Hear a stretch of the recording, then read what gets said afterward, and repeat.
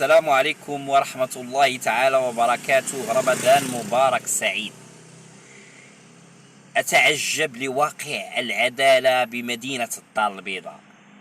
5 ولايات، بالله عليكم، يعني فوق 10 ملايين نسمة، محكمة وحدة. هل يعقل؟ أليس فيكم رجل رشيد؟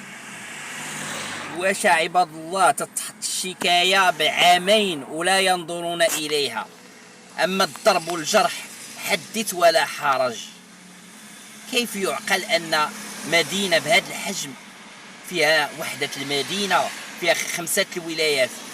على الأقل خص تكون كل ولاية تكون فيها محكمة ابتدائية ومحكمة الاستئناف. هادشي راه ما أنزل الله به من سلطان. لهذا حقوق المواطن تضيع عباد الله.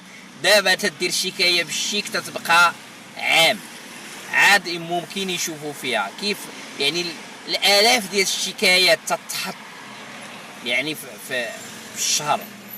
كيف يعني ينظروا في هاد الشكايات؟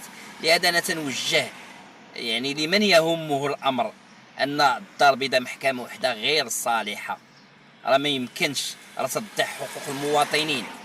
لهذا أنا تنطالب يعني في مدينة الدار البيضاء يعني المسؤولين على القضاء وخصوصا وزير العدل باش يحدث 5 محاكم في مدينة الدار البيضاء لتبسيط المساطر ولتسهيل الولوج إلى التقاضي.